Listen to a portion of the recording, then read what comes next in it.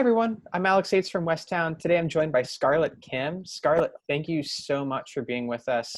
It is really delightful to have your expertise and creativity being shared. So I'm curious, what's your recipe?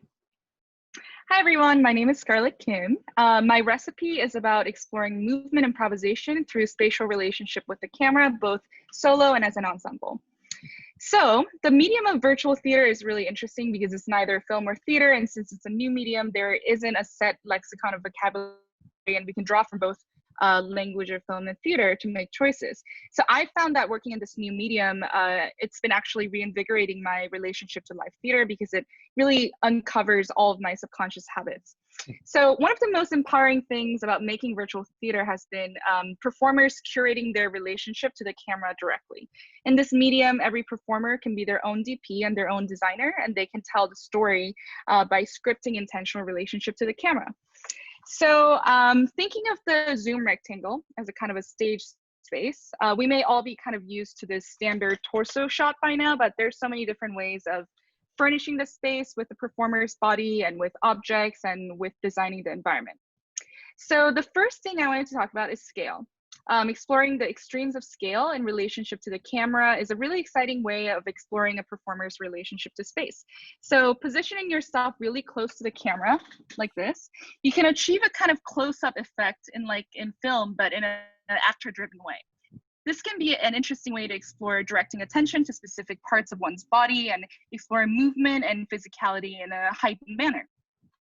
So a variation of this exercise would be creating a small toy theater or a tabletop object theater piece, which can feel kind of daunting in real life, but in virtual theater, everything is possible. And there is already this little mini stage for you to populate with things that you can manipulate and activate. So on the other extreme, creating landscapes, whether it's literal or whether it's abstract, whether it's indoor space or outdoor space, and finding one's body position in it and how the body moves through can be a great exercise. It's a great way for performers to train themselves to perform in very intimate relationship to the space and not just think of their performance in isolation. And this doesn't have to be anything fancy or involving construction. In fact, using what you have already, like everyday objects, and performing in one's own personal space or familiar outdoor spaces is such an interesting experience for the performer and the audience because it's not representational. Nothing is standing in for anything, and there's such a sense of intimacy and honesty that really opens up new layers and meaning in the performance. So for example, I'm here in my studio. I've been performing with you guys at a certain kind of medium length scale and relationship to the camera, but our relationship totally changes when I go into the space and perform in this little DIY living room set that I've created here. It kind of maybe feels a little more voyeuristic, maybe feels a little more dramatic, theatrical. There's so many ways of thinking about it that again draws from the language of film as well as theater. So entrances and exits. As you explore the extremes of spatial relationship to the camera, another fun thing to consider is entrances and exits. So again, thinking of the Zoom rectangle as an on-stage space, what are ways one can enter in and exit out? What about the in-between moment where we see a part of performer's body in the frame and part of it outside of the frame? In the theater, sometimes transitions are supposed to be this hush-hush things where we like scurry around in the dark trying to not be seen, but there's so much potential in transitions on how to tell the story. Exploring different visual and compositional strategies and how to enter and exit out of the frame can be a really useful exercise in thinking about what on stage and off stage means. All right, so far we talked about ways in which you can work with heightened awareness of the confines of the Zoom rectangle and building a world within, and also how you enter in and exit out of that space. This can be individual explorations in real time or compositions and sequences and etudes that can be created in each artist's own time and shared later as a group.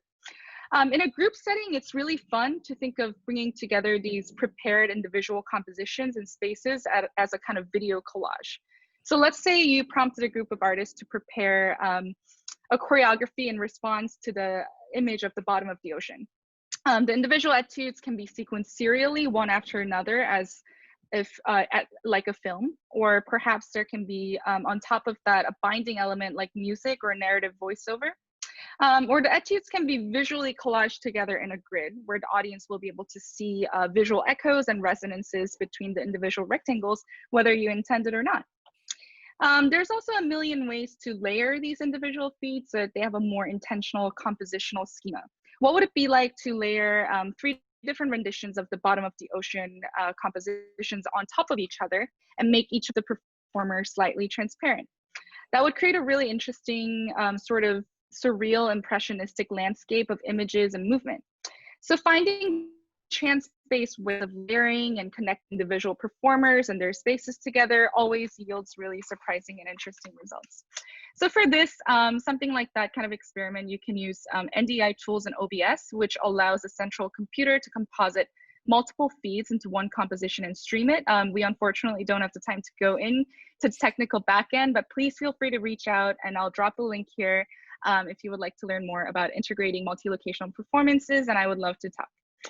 So finally, all of what I mentioned above can be a really great real-time group improvisational movement exercise as well, whether it's something that you do for warm-up or something you do as a devising strategy in building a theatrical collage or a kind of a more impressionistic play. You might want to try applying some of the tactics that the surrealists use in creating exquisite corpses, where the artists build kind of absurd, intuitive overall logic and composition in a collaboration by contributing discrete parts. With the world building through the spatial composition idea that I mentioned in the beginning, yeah, try asking your ensemble of performers to build the bottom of the sea as a group. So Zoom may be not the best platform for this because everyone sees everyone else's feeds in different orders in grid view, but you can try this on Skype where you have more customization of the grid, or other video call platforms. How can a chair in one performer's square turn into like a sky, a piece of the sky in another performer's rectangle? And what if the performers were doing one large physical improvisation and meaning they were all together in one large surreal interconnected space? With the entrances and exits exercise, you could try what happens if one performer exits from the rectangle and becomes a different person by another performer entering into their rectangle at the same time. This format, virtual theater, allows for so much glitches and non-linear logic in thinking about time and space. So taking advantage of all of those possibilities is really exciting. What if all performers in the ensemble contribute one body part and the group forms a kind of chimeric monster creature together and performs as one entity?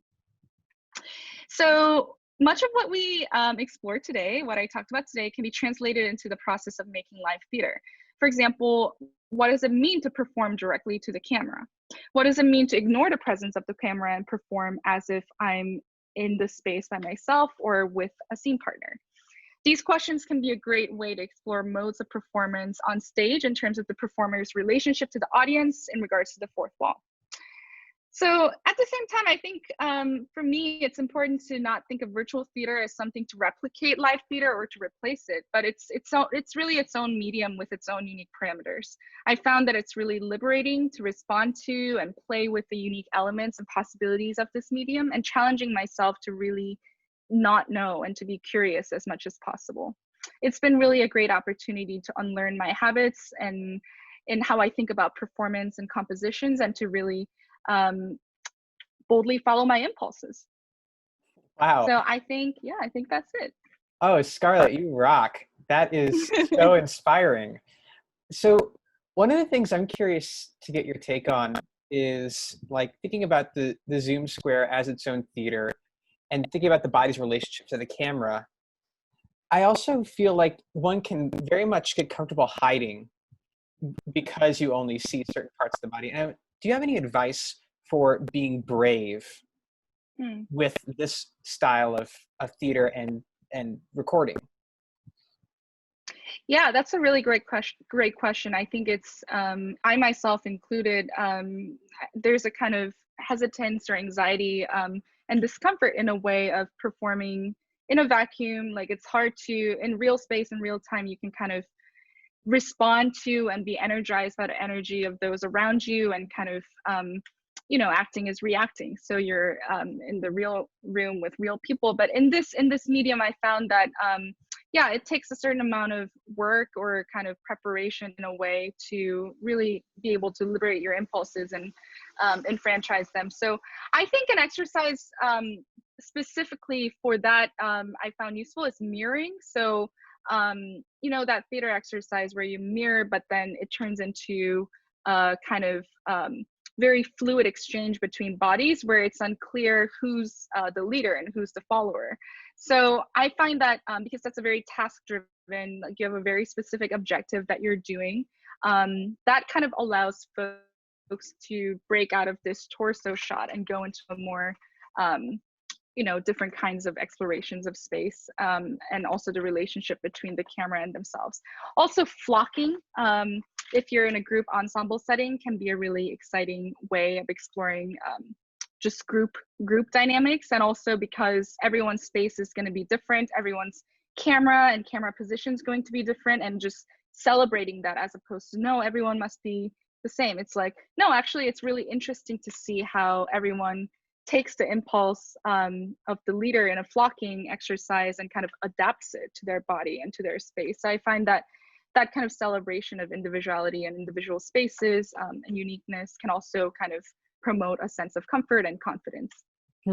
Scarlett Kim, thank you so much for your recipe. Thank you. And I wish you well in these remarkable times.